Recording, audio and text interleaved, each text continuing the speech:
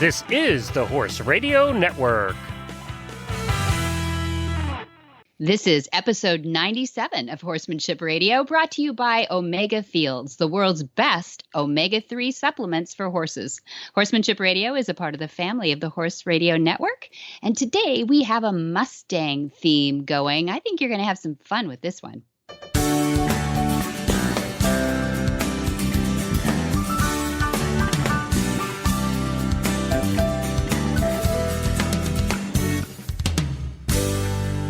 This is Debbie Laux, and you're listening to the Horsemanship Radio. Thanks for joining us. Horsemanship Radio airs on the 1st and the 15th of the month, and I have my producer, my coach, my mentor, Jen, with me today. How are you, Jen? Hello, Debbie. Hi, sweetie. I'm way down in Florida, and Irma, by the time people hear this, hopefully Irma is going to be is ancient history. Ancient history, just a fleeting, not even a bad thought, just a fleeting thought. It will be nothing more than old Facebook posts. Exactly. That's all it will be like. So we're going to do a diversion today. And for those who love Mustangs, or the idea of the iconic American Mustang, or the idea of someday, getting to see them on the open plains somewhere, this is the episode for you. Absolutely. It's fun because we have a young gal who's been at it for a while with these Mustangs, but she's really kind of the next generation, having some fun with Mustangs, and probably see her in some competitions coming down the road. But she is certainly, you can find her in clinics down the road. And then we have another couple that are, let's just say, retired and at the other end of the spectrum, and they've decided they've got to get into Mustangs. So I can't wait to share them with you, and you get to hear their story about the whys and the wherefores of being with and living with, and how Mustangs are different. What do you think? Well, growing up, Mustangs were not a thing in our horse culture. Must have been in your horse culture. Yeah, mine it was. It was being out west, being a Yankee, they were a non-issue except for on, in movies and TV comic strips and things like that. The only experience we ever had with Mustang was occasionally someone would adopt one. And I think 25 years ago, the adoption process was not so well defined. And a lot of people who really were not qualified to own a wild horse ended up with them. And really had no idea to how to properly gentle and make them good citizens. So the little bit of experience and the little bit I knew about Mustangs back in the day was, don't go there. They're wild. They're always going to be wild. They're dangerous. Leave them be wild. Don't try to train them. The Mustangs would have agreed with you too. Actually, just let them be wild. Just leave us alone. Leave us alone. But more not because people didn't know how to train them, but because they were untrainable. That was sort of the general attitude towards Mustangs. On that flip side, I did have one Mustang that came through my care for a short period of time. It was a little tiny guy. He must have been 13 hands, 13-1. Don't know how he got to where I had him. I don't know really anything about his history except that he ended up in someone's backyard, and he was a lovely little fellow. He was easy to ride and very friendly. He was a good citizen. He was a good pony citizen. And I found him for one of my riding students at the time, was a preteen and needed something small but fun. Now, mind you, when I found this horse and found him his new home, he had the brand on his neck indicating he was a Mustang. But that was not part of the sales pitch, believe me. Because, for us, it was like, no, that's not a good thing. So it's so interesting for me now to watch this prison numbers under his orange jumpsuit. Right? Yes, it's like having a rap sheet. Yeah. Ex-con.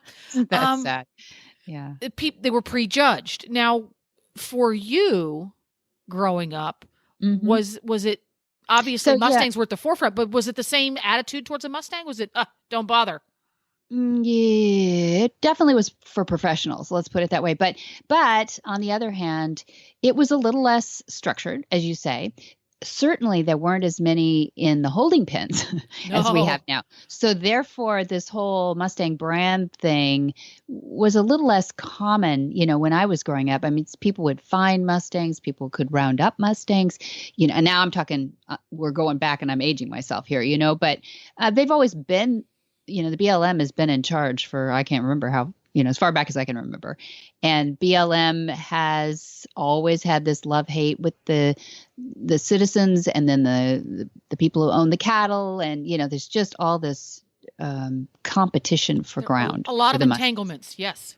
A lot of politics too. Yeah, exactly. And so growing up, I mean, we always thought the Mustangs were amazing horses because they're the sturdiest feet on earth, of any, they're feral horses mixed in with there too. There was the iconic Mustang, the Spanish Barb that you can see with the feathers and their little stature and beautiful flowing manes. I mean, they just really look right out of the Spanish Barb. You can tell. And then, then there's the occasional turned loose horse that gets in. Sure. So there was a bit of a, I would say maybe a feeling that it was a ragtag group to some degree, but the American iconic Mustang was always, I think, revered in my circles growing up for all the right reasons. Although they really didn't have a competition slot, right? Precisely, yes. Why for someone who's in the competitive industry of horse? Yes, the Mustang didn't hold a great deal of interest at that time, I guess. But there were those like the most favorite horse my dad ever owned, and that's hard to say, right? Monty Roberts, when I was really pretty young, but he was at the height of his showing career for a good straight 10 years, Johnny Tivio was still is his favorite all-time horse to compete on. And Johnny Tivio was really his little Spanish Barb. I mean, he looks like a Mustang. And we have these Mustangs out here that we bring in for the Gentling Wild Horse course that we put on in the summer. And we've got these guys, we've got Diego right now who looks like a knockoff of Johnny Tivio. Oh, wow. And then we've had other cousins to Shy Boy, and they all, they're all bays and they're all beautiful, but they all have that Spanish Barb look, and they are amazing, smart. They're survivors, Jen. Yes. That's what the American Mustang is. They've been surviving for hundreds of years on a desert where if you took a MIT scientist, I would put my money on the Mustang, Yes. You put them out in the desert and they have to survive. No. Yes. There's just endurance and survivalship built into them. They can gain weight on air and sand. Which when they become domesticated is a little bit of a downside. A problem. Yeah. Poor Shy Boy. People, when they come to the farm to visit and they, iconic Shy Boy, he's 24 years old now, and he was the subject. Dad adopted him and was the subject of Shy Boy, the Mustang that came in from the wild. The BBC came over here and filmed him. If you haven't read the book or got the DVD, please do. It's just, but take a Kleenex with you. It's just wonderful story, and he's still with us. The BBC documentary, if you can find that, oh my gosh. So good. So good, because it's so real, right? I mean, it is a documentary, but it's got a story. Beautifully filmed. It's just beautiful. Yeah. Mm-hmm. And he has to live on a sand paddock. So people will come to the farm and go, why do you have him on a sand paddock? Well, for his health. Yes. He will find, little twigs around the side of that bin. And he stays by the racetrack, and he has a beautiful spot overlooking everything on the farm. He pretty much runs the farm, by the way.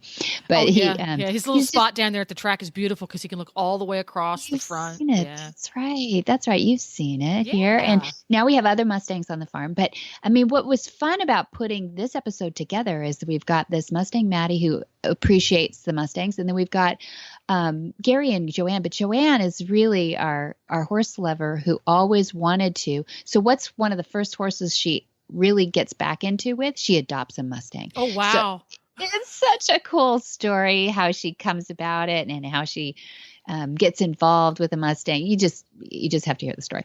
It's so good. I'm saving it for you. But a couple of little fun things to note coming up that I can give you a little preview of news that I'm not supposed to share. So here's news I'm not supposed to share.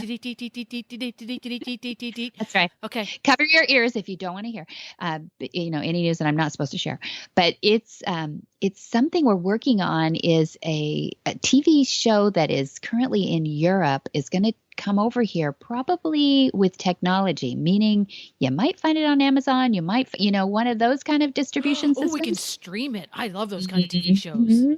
Exactly. And we have proposed to them, and I think we can pull it off, to put together some Mustang shows that are based on the Gentling and Wild Horses. Fun. So yeah, I think people will get a little peek into, what that world all looks like, and maybe have an interest then. You can see how with incremental training, these horses are so smart, and they are not untrainable. They're just really smart. So, and when you get them trained up, guess what? Just, you better be as smart as them, because they'll take you home all in one piece. It's like having one of those dog breeds that you have to be a good trainer to have that dog breed. Not because the dog's dumb, but because the dog's smart. Yeah. See? But not, and they're not, let's use dog as an analogy. They're not one of those breeds that you worry about with the kids or anything else. Not at all. These turn really into super solid horses. And now you're starting to see them used. Jamie Jennings is an example. She's taken some from the prison system, but that's basically BLM Mustangs, got the brand and everything. And she's jumping, and they've got 3-day eventers, and you've got, you've got them in showing in the USEF equestrian, in pony finals, in eventing, in show jumping, in dressage. They're talking about having a division in, is it reining or reined cow horse just for Mustangs? Yeah, and the working cow ranch, or whatever they call it. Yeah, place. I'm going to have some guests on about that too in the near future, because I think it's a really exciting new area that people are having some fun getting into. That it's kind of a variation on the Western reining, but it's got a little more ranch theme to it too. So really fun. So if anybody listening out there who's ever considered, a Mustang, man, that just sounds like over my head or whatever, it might be. So you're right, use your head. But on the other hand, if you have a knowledge of the way to gentle these horses and then get them really solid, you'll have a horse for life. They're just wonderful little breeds. So listen in. I've got Mustang Maddy, and we've got Gary and Joanne Cutshall, and they both have different stories, but Mustang stories. Really cool.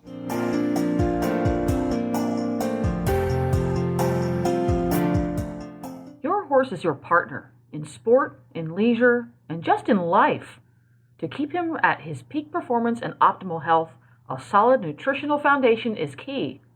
Ideally, horses are able to graze fresh, growing grasses, which most closely mimic their natural diet. But that may not always be possible, and we may need to supply some of those missing ingredients in today's diets and provide more functional foods. One component of a horse's diet that is often underfed are omega-3 fatty acids. While more prevalent in fresh forages, harvested forages are lower in omega-3 fatty acids due to their more advanced maturity. Obviously, grasses and legumes have to grow to a sufficient height in order to be harvested, while foraging patterns of horses show great preference for shorter, less mature plants. That's why modern horsemen and horsewomen trust Omega Horseshine to provide a powerful, bountiful source of omega-3 fatty acids for their equine partners. Look for Omega Horseshine from Omega Fields at your local tack and feed supplier, or you can find them online at omegafields.com.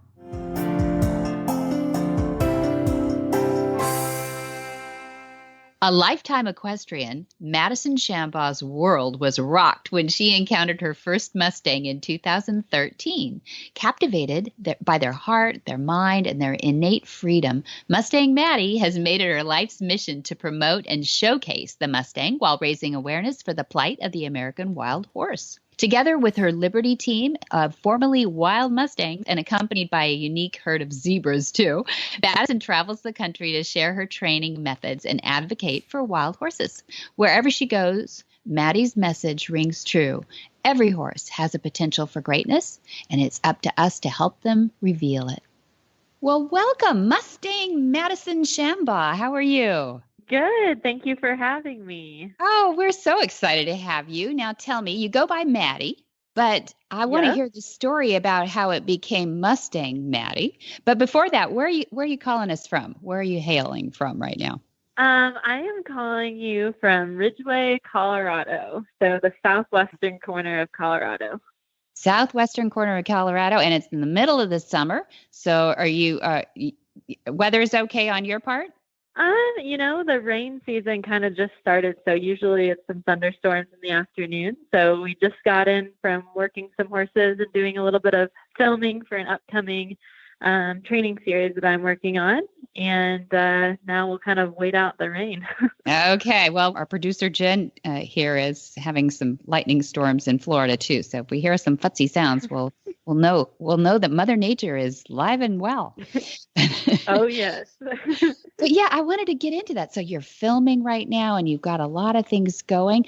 Take us back a little bit about. I know you're a lifetime equestrian. We've introduced you as such, but you met your first Mustang in 2013. Tell me how that was. Were you writing English at the time, or you've always been a Western girl? Growing up, we grew up part-time here in Colorado, and it was, mostly all Western here. We do a lot of just trail riding, and things like that. And then part-time in Indiana. And when I was in Indiana, it was mostly like hunter jumper, English type stuff. So by the time I got my first Mustang, I had been riding primarily Western for a while. When I was about 10 years old, I started barrel racing and kind of got hooked on that. And then I kind of kept up with some dressage and some lower level eventing type stuff on the side. But by the time I was riding, pretty consistently and barrel racing by the time I got my first Mustang in 2013. Yeah. So tell us about that encounter. Okay. So was it love across, an auction room, or how did you find this Mustang? Well, what happened really was I had been drawn into the Mustang for a while. By 2013, I had found out about the Extreme Mustang Makeover competitions back probably when I was about a junior in high school, through the documentary. I think it was Wild Horse, Wild Ride. And I saw the trailer for that. It completely gave me shivers. I got really excited. And I was like, I'm going to do that someday. So I could never seem to find a makeover that came close to me. And I just wanted to kind of get my hands wet with it and see, how the training process went without the time constraint. So I thought, all right, I'm going to go ahead and adopt a Mustang. And that was in November of 2013. So I went through the online bidding process and bid on a 2-year-old Mustang from Wyoming, who's now named Tari. And it's kind of funny because when I went there to pick him up, they have you, fill out paperwork. And I had been used to, at that time, I was, I think, a freshman or sophomore in college. And I had, I would take project horses on and train them and then resell them to kind of support myself at that time. And so you had to sign this contract, and it said that I had to have this horse for a whole year before I could sell it. And I was like, oh my gosh, what am I going to do with this Mustang for a whole year? And it ends up, of course, now I have 6 Mustangs that I would never get rid of. Lifetime horse. But it was kind of, So it was kind of funny how it worked out. And it was not a good time of the year to do it at all. I didn't have the right facilities. I was out in, 10-degree, 15-degree weather trying to gentle this Mustang, having no clue what I was doing. And my mom, she was kind of used to me bringing home a bunch of wild critters. And the Mustang kind of threw her over the top, though. She was like, "You got a what?" And she was worried about me. I got the silent treatment for a little bit on that one. So he was my first encounter. Your first encounter, but your family is in Colorado, so they're a horsey family then? No, they're just a critter family. My dad had horses. My dad had horses growing up, and I kind of always joke around. He knows enough to be dangerous. Yeah. When it comes to horses, so he does it, for fun. But yeah, and then my mom is actually terrified of horses. So I really didn't come from I would say a really strong horsey background. And growing up, that always really bothered me. Like I would see, going to barrel races, a lot of families do that together. And, it was all I could do to convince my dad to drive me to the horse show because he was waiting around there all day for me to run. And so, yeah, I always felt, like, I wish I would come from a strong horsey background. But at the same time, now looking back, I see that I think that does have advantages because instead of, kind of just doing, what my parents, had done with training, I had to really go out and figure it out for myself and experiment with a bunch of different methods and things to kind of formulate my own program. So looking back, I think it posed a challenge, but it was also an opportunity. Yeah, I believe you because, there is something about that having to train, research, study, learn, mostly fail, and then come back. Right, exactly. Yeah. I love what you do. You've gone all the way to Liberty training and a lot of bitless, saddleless, and everything, which is exciting for sure. Some people would say dangerous, but you make it look easy. And I see that you even have added a couple of zebras to your arsenal there too. And we've introduced that idea. So I want to get into some of the learning that you're imparting to people now because you're going to be on the road and you're going to be doing some clinics and you have some things that I can kind of pull out as names like your 5 golden rules. And I think it was described as the way to be effective in the human equine communication. Tell us a little bit about your 5 golden rules. Yeah, so I started about a little over a year ago. I got to a stopping point with school. I haven't graduated yet, actually, but so I decided to head out on the road. So I've honestly been on the road teaching pretty much ever since that. I'm looking at doing a little bit more international travel next year and having more of a home base just because there's so many animals now that I'm working with that being on the road is a little bit unrealistic. But basically, I've gone around and taught these 5 golden rules. And the neat thing about them is that it doesn't matter what discipline you ride. It doesn't matter what breed of horse you have. It doesn't even matter what species of the equine you're working with. They have enough flexibility to be really effective with horses, burros, or zebras. And that's kind of why you see the diversity in the animals that I work with as well, because it's not limiting. So it's a very flexible formula. And when I was really, growing up, had a lot of issues and problem horses. And when I really dove into studying equine behavior and figuring out the problems that I was encountering, realizing that the problem was me, right? That's how I came up with the 5 golden rules. And so studying work of other horsemen and women, diving right in and studying the strongest instincts possible with the wild horses and zebras, I came up with a formula that I saw that every trainer had in common too. And I'm always big on. Yeah, I know. Interesting. I'm really curious. Okay. So I just, whenever I study anything, whether it's, at school, I was in pre-pharmacy for a little bit, whatever it is, I try to find patterns and a formula and to find the connections. And to me, that's really true learning. But a lot of times today we are stuck on the memorization part of the learning. So we're trying to memorize an overwhelmingly amount of, exercises and magazines and DVDs and, whatever, and quick fixes and things like that. So if we can actually understand the formula that underlies all of that, then we can start figuring out things for ourselves. So I always say when I go to teach the clinics, I say, even if you just walk away from here understanding how to apply this formula, then you can get into any situation, whether you're working, on a 4/4 yield on the ground or you're working on a flying lead change under saddle, you're going to have the tools to give you to work through that. So the 5 golden rules are separated into 2 categories. The first 2 rules deal with how to motivate your horse. And the second, the 3 rules deal with how to communicate better with your horse. So if you think about anything that you want to do with your horse, it comes down to motivation and communication. Motivation is what's in it for me question that your horse asks. Why should I do it? And the communication is, what are you asking me to do?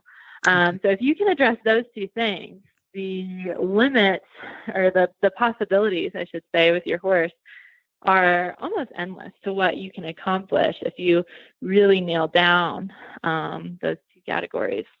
Okay. So do you feel like every horse is a little different in the order that those categories come into? Like, are some horses more what's in it for me before they're actually what is it that you ask, or, and vice versa? So I talk a lot about, as far as the flexibility of the formula, it really comes down to motivation, especially those first two rules, because depending on what I call the equinality of your horse, kind of similar to like our personality, are they introverted, are they extroverted, what's their level of fear or trust, that will kind of affect the motivation schedule that you use with your horse. So that offers quite a bit of flexibility with it. And then as you're using the different principles in communication, you'll of course see different responses or reactions depending on that horse's equinality. The thing I love about the formula, again, is that it offers so much flexibility. I've seen so many programs that take away from the individuality of the horse. And I think that this formula really works to acknowledge that individuality. And really my goal whenever I'm working with horses is to bring out the best in that horse, not to compare him to the horse next to him, but to bring out the best in that individual. And so, that goes hand in hand with the 5 I like that a lot. So what do you think is one of the most important traits a person should have in order to be a good horseman or to interact well with horses? Yeah, well, that's a good question, and certainly one that I've pondered a lot over the years. And I can definitely say that it would be empathy, being able to really see the world through the horse's perspective and the horse's point of view. And that's the first thing necessary in order to have patience when you're working with the horse, in order to have understanding of how they think, and to build trust and communication and all those things. You have to have empathy, because so often we try to, really humanize the horses and how they're thinking. And so it really requires us to step outside of our comfort zone and understand the world from their point of view. And, I studied communications at school and, human communication. And we have the same tendency with other humans. We have this tendency to think that other humans think the same way that we do. It's called communicative chauvinism. And so obviously when you're working with horses, it becomes even more essential that you try to see the world from their point of view, them being a prey-oriented animal and us being more predator-oriented. So it's a really important skill to master, but that empathy is just the main underlying quality that drives everything else. So I can pretty confidently say that I really believe that is the most important quality when working with these guys. That's great. I love that. So what do you think your horses want from you the most? What's the reward for them? What do you think resonates with them the best? So I think that depending on the equinality, the degree of that can shift from horse to horse. But for the most part, I think of what motivates our horses similar to like Maslow's hierarchy of needs. I don't know if you're familiar with that pyramid-looking diagram.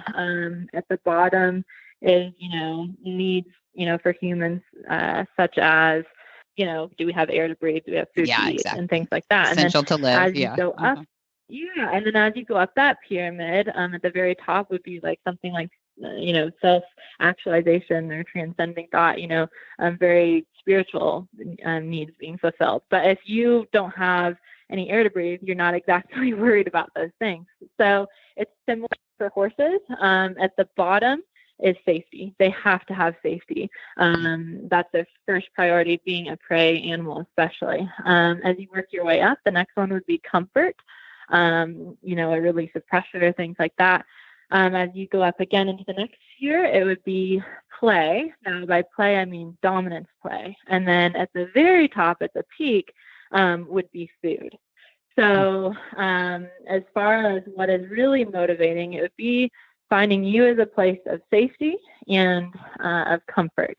Yeah. And then you can always supplement your program with positive reinforcement. I'm actually not against that. I kind of have unique views on positive reinforcement, but it should never be the primary way you're motivating your horse, because they have to have their safety and comfort fulfilled before they'll even eat. Right. So, right. Yeah. Does it ever make you wonder, this is going to be my bias coming through, but does it ever make you wonder what the horse thinks when we start whacking on them from the ground too? I don't, what you just said would be the polar opposite of what they're looking for when pain is introduced to the training process. Yeah. Right. So, as far as using pressure, I just want to make sure I understand your question. So I would never just, go out and start whacking. No, I know you wouldn't. No, I could tell your horses are happy. No, but I'm just saying people, well, for 6,000 years, we've pretty much, the traditional breaking methods you and I've witnessed in the West, are pretty all over the world, really. It's more graphic in the West. We get to see the paintings from, famous artists that drew it and everything. But, Sure. But I love what you said about the pressure off is right in there, but safety first. I mean, that's what the herd does for them. Mm-hmm. So you got it nailed. I think you got it nailed. It Right. just surprises me that people thought for 6,000 years that, dominating and creating pain in the training Right. process. Yes, exactly. Yeah. Yes. Yeah, I understand. So that, and just really that mentality of force and fear, using that to control. And, that's a theme that's been going through how humans are communicating amongst each other too. So as I really dive into teaching people, it's pretty interesting because I find that how they communicate with their horses is how they communicate with other people. So if they're using control and domination with their horses, a lot of times they're using that technique with other people as well. Mm-hmm. And then it's really interesting if you take it even a level further and see that a lot of times that's how they're treating themselves as well. So if they're very forceful and unforgiving with themselves, they tend to be that way with other people, and then in exchange also with horses. And so exactly. I guess it makes perfect sense. Yeah, exactly. It is. And there's still places on earth where it's, there's still some illumination that needs to go on with educating horses. But there was one other question I had too. You're great with relationship building exercises. You've got some things you can impart in that too. And you want to help people control 5 body parts under saddle. Tell me about those. Yeah, so in order to have that really refined communication under saddle, we need to be able to communicate with those 5 different body parts. So I would describe those 5 different body parts as like the pole area, the forequarters, the rib cage, the hindquarters, and actually the back or the withers, getting them to move into collection. So a lot of the issues people encounter under saddle is simply a lack of communication with those different body parts. Mm-hmm. So a lot of, my basic horsemanship clinics under saddle deal with communicating with those body parts. Gotcha. Great. Well, I mean, I think people should go see what you're imparting, and it sounds wonderful. And do you take your zebras on the road with you too? Oh, I do. They sure do come with me. Yeah, it's hard to leave them alone because they're kind of very one person oriented. It takes so long to get their trust, with each new encounter they have. So they're always usually tagging along. Oh, but I'd love to have you back sometime too, just to talk about, we talked yesterday, separately about zebras and about the flight mechanism and how they're different than horses a little bit too. So I'd love to hear a little bit about that when you're done touring in the next month and a half or so. Where can people find you? Yeah, so people can find me on Facebook as Mustang Maddy, Maddy, or also at mustangmaddy.com. And yeah, that would be a great place to start. Good. Okay. And what's the next city you're going to? This will be airing in a little while. So where were you going to be in September? In September, I will be in Texas. I will be in Fort Worth, Texas for the Extreme Mustang Makeover there called Player's Choice, doing a demonstration. And then I will be doing a Liberty Clinic in Midlothian, Texas which is just right outside Fort Worth. Great. Okay, so we'll put a link in our show notes too, so people can find you if they forget about that, or they hear this while they're driving. So don't have them looking up Google while they're driving or something. But and they can go in the show notes. And I appreciate you taking out the time today too. We sprung this on you, and you were just a rock star to do it. Thank you. Well, thank you for having me again. Okay, we'll talk soon. Hi, Carol Herder here, president of Cavallo, home of the world's most trusted and popular hoof boots. You know, one of the most interesting parts of what I do is the many horsey stories I get to hear. Most of them are really uplifting. Some are stories of challenges, and a few are downright sad. Recently, a wonderful woman took the time to approach us at a show to share a story about her horse who went down in quicksand. It started out as a really scary story. We were holding our breaths, waiting for the outcome, and it turned out wonderful. They winched the horse out relatively unscathed, albeit, a little traumatized, and everyone standing around were super amazed that he still had his Cavallo hoof boots on. Scary story with a good ending. Another testament to Cavallo. If you don't have a pair for your horse, it's time. Cavallos are easy to put on, easy to take off when you want to take them off, and they stay on. They stay on in all terrain. Cavallo, the world's most trusted hoof boots. Joanne Cutshall is the daughter of a Michigan farm-raised dad and a Hollywood-raised mom, and began riding at 6 or 7 near their California home. It was love at first ride, and it blossomed into horse ownership and a move to Anaheim, California. And that was before Disneyland was built. Riding and showing took Joanne all the way to studying at Cal Poly. It's California Polytechnic College in San Luis Obispo, where she earned her teaching credential, and her equine classes included a tour of Monty Roberts' farm. Isn't that interesting? She also had the opportunity to exercise broodmares there and gentle a Poly colt, one of the Poly horses that they had there. And most importantly, she met her future husband, Gary, an architecture student. So we flash forward to 2013, and on one of those frequent cruises through Solvang when she was revisiting her college, she saw the farm bearing Monty Roberts' name, decided to visit, and were welcomed by the Roberts family and staff, and now have made new friends while taking the join-up courses and the Gently Wild Horses courses. They also volunteer at every Horse Sense and Healing clinic, and recently they adopted a Mustang. As a retired American Airlines pilot, now Gary, becoming a horse husband, has fully enveloped the equine environment, and the adventure continues. Well, welcome, Gary and Joanne Cutshall. How are you two? Calling in from Anaheim today, am I right? Yes, we are, and thank you for having us, Debbie. Thank you, Gary. And Joanne, how are you doing today? I'm just fine. Looking forward to our conversation. It's good to hear from you both. You are such an iconic institution almost around Flag is Up Farms these days that I had to have you on. Your story is amazing, and I've been looking for an excuse, and I think we found it. And the first thing I wanted to do, though, Joanne, because you went to Cal Poly San Luis Obispo, so did Gary, by the way, too.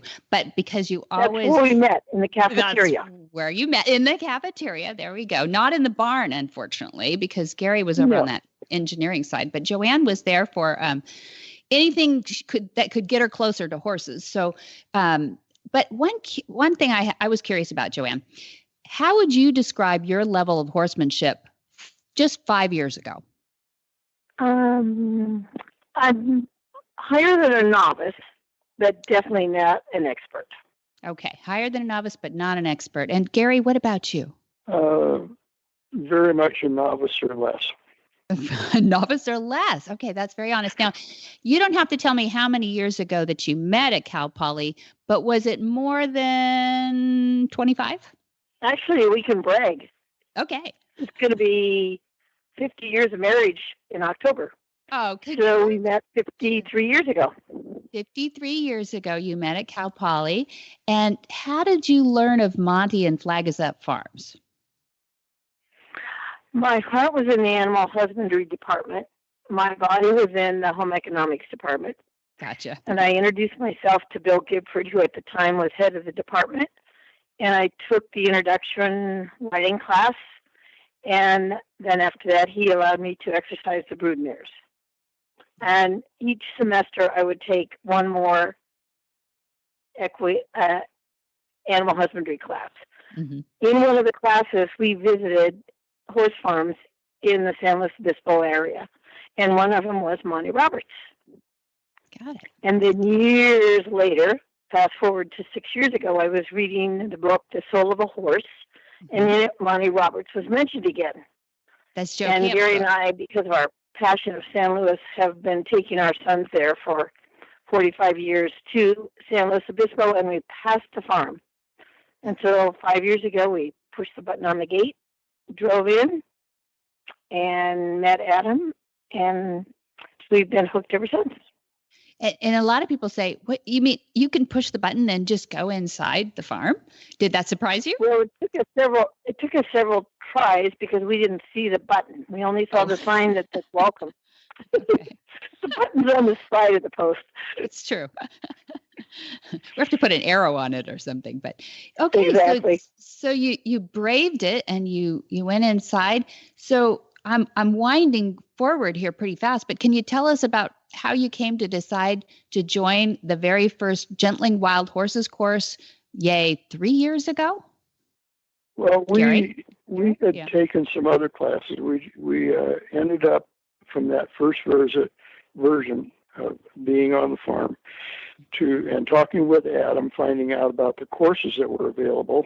And I believe it was later that year we took join up and a long lining class, and it led to us taking some other classes. And then when it was 3 years ago, when the first Gentling Wild Horse class was offered, we decided to sign up for that. So both of us attended the first one, and then Joanne attended the second one. And then just this year, we both went to the third one. Third one in a row, Joanne. That's amazing. And Gary, here you are, less than a novice. Is that what you said? And 3 years later, you're taking a Gentling Wild Horse course. What was your thought? Well, I love animals, and the horses really don't scare me. They might be a little intimidating, but they don't really scare me because they're a flight animal. When they want to get away from me, they don't want to attack me. And I just found it very interesting to find out about how horses learn, and particularly Maddy's technique of just gradually, incrementally getting with the wild horse and teaching it to accept you or wanting it to accept you. Mm. And I just found it fascinating. I learned a lot about the horses, and I learned a lot about myself. And a lot about how I handle horses. Yeah, tell me what you thought you took home from that about yourself. Did it build a little confidence, maybe? Well, yeah, it was more confidence and more understanding of the horse. Mm-hmm. And it gave me a desire to want to go back and get more. It was just so interesting to me. Yeah, and Joanne, what brings you back? Well, I quickly learned what I already knew, that no two horses are the same. Mm-hmm. And granted, I repeated the class. No horse was the same. They all had different backgrounds. And they're much like children in that no two learn the same. Granted, we do the same nonviolent techniques, but one horse in 2 days will grasp what we're attempting to do to gentle them, and another one might take 4 days or 5 days. But the end result on all of them was wonderful. Yeah, and people can see the results of it online. We have photos and we put stuff on Facebook and everything too, and see you guys on there. You guys worked alongside Jamie Jennings, the co-host of the Horses in the Morning podcast. Have you remained friends with some of the students in the course? We are friends with Jamie, and I have kept in touch with several of the other ladies that I've met over the last 3 years. Yes, They want more pictures. They want more pictures. They want to stay tuned. They want more. They want photos of what horses we did last year, what horses we did this year. It's amazing to see the before and afters and some of those videos of you guys out there. I mean, literally, listeners have got to put this in context. These horses are dropped from the back of a stock trailer, right from the pens of the BLM, and come down a chute. And these guys, Gary, Joanne, Jamie, all the people, the students, and there's about 7 each year or so, 7 or 8 students each year, start working with these horses in the IFA gentling pen, and it is nothing less than miraculous what you see within hours of starting to work with these horses, what happens before your very eyes. But I think the miraculous thing for me was to see this mix of students that they didn't know each other. I mean, you two knew each other, but most people in the class don't know each other, and you're working like a team within the first day and two. You've got the equipment is very simple out there. To me, Joanne, all this led to adopting a BLM Mustang. You got to tell us about Tucker. Well, once before we had considered adopting a horse, and it was adopted pronto in front of us. Oh. So when I was taking the class last year by myself, each day I would ride the bike around the farm at lunchtime and just see the horses. And the second day out, I called Gary. I call him every day at lunch. And I would call him, and I called him and I said, Gary, there's an awesome horse here. A gelding. He's 3. He's beautiful. And it would be awesome to have a second horse in the family. Our granddaughter rides. That's right. 2 people in the family could go riding at the same time. And many wives have been in this conversation. Many wives have made this call. I waited for his reply. I'm sorry. I waited for his reply, and it was very quick. He said, get our name on the paper quick. Oh. So I went back into the classroom, talked to Denise Heinlein, the current instructor, and I said, are we totally crazy? And she said, no. Gave me a big hug, and the paperwork was signed. Oh, my gosh. Gary, thank you for being a great horse husband. He is. He is.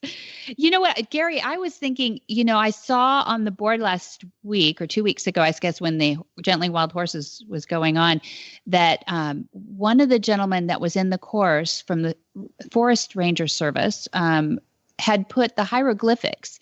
Can you tell us about Tucker's hieroglyphics on his neck, that BLM Freeze brand they put on there?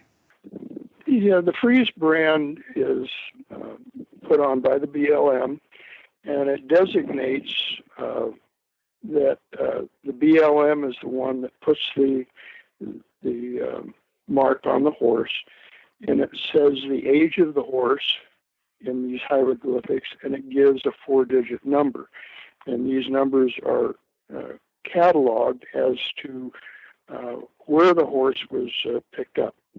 Mm-hmm. And if you look at the hieroglyphics, which equate to a number, I believe Tucker ended up with the number 9929.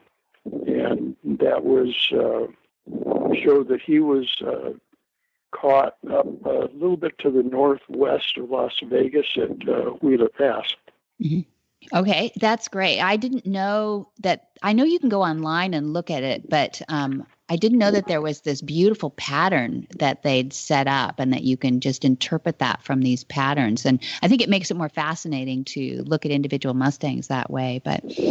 But thank you for adopting one more. It's like one little more star in the sky. We've got these angels out of our holding pin. So I appreciate you both for doing that. And you've both become board members at Join Up International, the nonprofit that is the umbrella of these programs, these courses. And I was wondering if you could each tell me what's your vision for the work that you do on the board of Join Up International. Joanne, you first. Well, we've called ourselves Monty's missionaries from the beginning, because once we learned of his nonviolent methods, we were so enthusiastic about sharing that. And so being supporters in any way possible, whether it's fundraising or helping with horse sense and healing with the military, encouraging others to come to the farm for classes, and just to promote Pat and Monty's vision. Thank you. That's wonderful. Thank you. And you've even gone on tour with Dad over in Europe and shown up in crazy places all over Germany. And that was really fun. Gary, what's your vision for the work that you do on the board of Join Up International? Well, it's pretty much the same. We are very interested in how Maddy's methods of nonviolence, working with horses, and how it affects people as well as how it affects the horses and the way horses are trained and then presented to people, and how it can do away with violence that is very prevalent within certain cultures. And particularly what got us hooked was the Horse Sense and Healing, the program for returning veterans that have post-traumatic syndrome, and how 3 days can make such an impact with these individuals. And I realize you can't accomplish everything in 3 days, but it's a start. And because of the graciousness of Maddy and Pat Roberts, the farm is always open to these people to return. The phone is always available, and there are some psychologists that are available as well. And within those classes, they always work to the future. We don't rehash the past, and that's what I find very interesting. And I just love to see what happens at the end of these 3 days. And Maddy and Pat also feel that the family is the support for any person attending the class, so they are also encouraged to come. Right. They're the best therapists. They live and sleep and everything with these heroes of ours too. So thank you. Thanks for putting a plug in for Horse Sense and Healing too. And I see you work. You guys come early. You stay late. You are omnipresent there as helpers and volunteers, and like parents. You're like parents there too, which is just a wonderful support system. And you are now truly deemed horse people. Can you believe it? You finally did it. Yay. It's wonderful. We enjoy doing what we can do, and it's just, I think we get more out of it than anybody else. Yeah, that's sweet. Well, and you can hear your granddaughter, Reagan, was interviewed on Horsemanship Radio too, not too long ago. And people can go look at Reagan's interview. I don't remember which episode it is now, but put in Reagan's last name. Cutshall. It's Rachel. Okay, sorry. She's the male side of the family. Then Cutshall, Reagan Cutshall, on an episode of, and she is pride making. She's doing so well. What's some of her latest exploits? Well, they're actually packing up as we speak to head down to Del Mar, California for the Junior Tramp Championships. She's competing in 4 different events in dressage and English equitation. So we'll be heading down to Del Mar tomorrow morning, and she'll ride Friday, Saturday, and Sunday. Oh, we wish her luck. Thank you for that. What a dynasty you guys have produced. It's just wonderful. And thank you so much for being on Horsemanship Radio. Thank you, Debbie. Thank you for having us. Whisper the language of the herd. Listen, you don't have to say a word. It's time for Jamie Jennings to fetch an email from Monty Roberts' inbox and share a morsel of Monty's wisdom in a little segment we like to call Ask Monty. Leave this world a better place than mine. The magic in the language of the herd. Dear Monty, I am currently doing Pirelli Natural Horsemanship. I am a level 1 partnership student going on to level 2 harmony. Is it okay to use more than one training method on a horse, like a mixture of join up with follow up and Pirelli? Or should I stick with just one? Or should I do one training method on one horse and another on a different one? Monty's answer. It is wonderful to hear that you're learning about different methods to communicate with your horse and enhance your partnership. In my opinion, you should continue to research all the available methods of horsemanship in order to make an informed decision on the most appropriate method for you and your horse. However, it is my recommendation that, in experimenting with different methods, you need to take great care to not confuse the horse. There are many entry-level horse people in the world today. A high percentage of them are putting a lot of effort into becoming educated in working with horses. However, some of them are going about it as if the educational material available We're like a fruit salad, picking out, say, the pineapple, the apricots, and cherries, passing over the nectarines and the pears. When this method is applied to a single horse, it is confusing.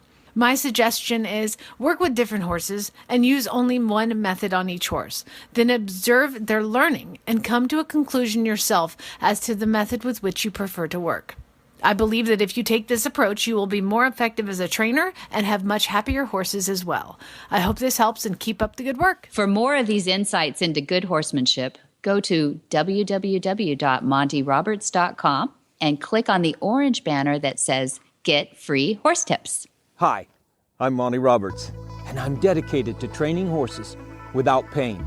You can learn to do it too on my Equus Online University. Western, English, the beginner, or the advanced rider. It doesn't matter. You can connect with other students online too, on our forum, and there's a new lesson every week. It's a lifetime of learning for you on my Equus Online University at montyroberts.com. What in the wide, wide world of sports is going on here?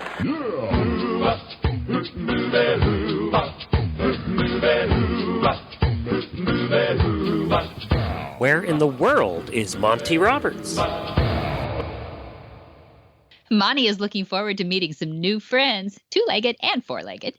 October 14th starts his tour in Otley College, United Kingdom. And then October 20th, we have him at Hartpury College. October 25, Marist Wood College. October 28th, at the Lewis Equine Center in the UK. November 2nd, he's at the Richmond Equestrian Center in the UK. And November 4th is his last stop in the UK at the Alnwick Ford Equestrian Center, November 4th. The November 9, now he's got 5 days to get himself over to Germany, and he starts in Ansbach on November 9. November 11, he's in Nubelach. And November 12th, he is in Nubelach again. That's a second day in the same event. And then he does the same thing in Berlin. He'll be November 18 and 19 in Berlin. Then we've got those long-term planners, those people pulling their 2018 calendar out already. July 23 through 3 of August 2018 is the Gentling Wild Horses course at Flag Gazette Farms. And August 6 through 10 is this is the one to make too. 2018 is Monty's Special Training. That's our biggest course of the year, August 6 through 10. One quick question before I give out the website. Okay. Whenever Monty is doing his tours and his demonstrations, he frequently works with a remedial horse, a horse that has some issue. Not frequently. He always works with a remedial. Mm-hmm. How do you decide? Do you decide a horse to work with, or do you decide an issue to work with and find a horse that has it? How's that work? Kind of an issue to work with and find a horse that has it, but not really. Here's what happens. What we do is we have a person in charge of horse selection, and that's just somebody sitting at the end of the phone who knows what they're doing. And they start calling around. Usually we will source through veterinarians in the local area or equestrian centers in the local area.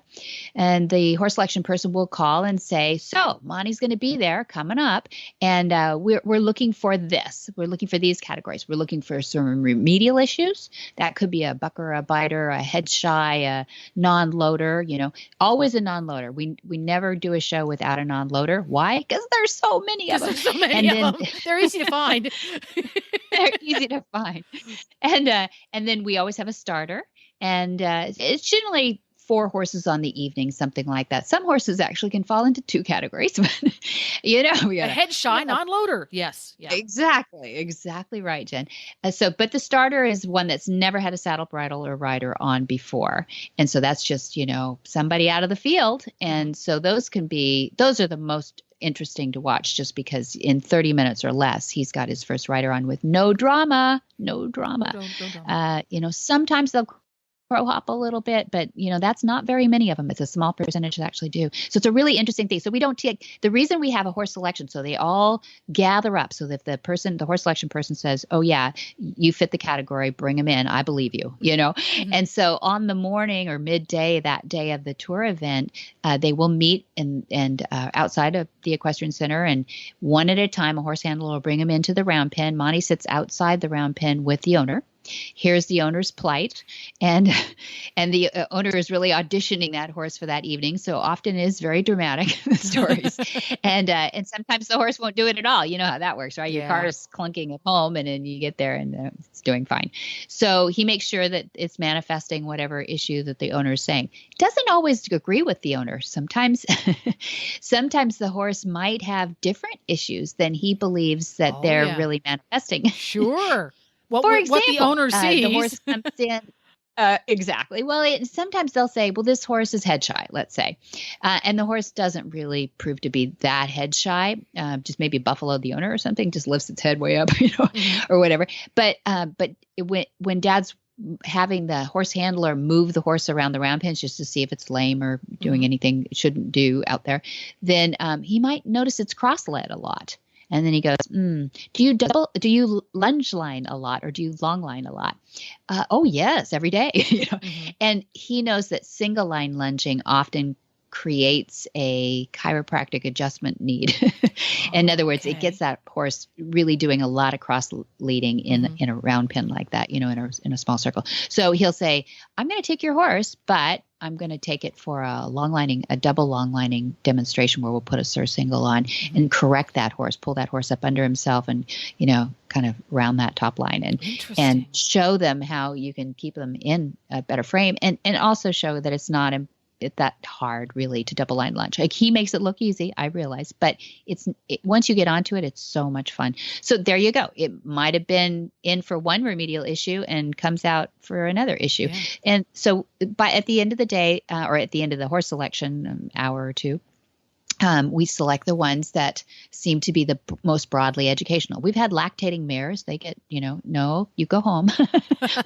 We don't need that. Or tiny little minis. They're not highly educational for most people, So there are categories that we throw them into, but we don't throw them out because they're too hard or too easy. Unless there's a horse that's so remedial, it's not fair.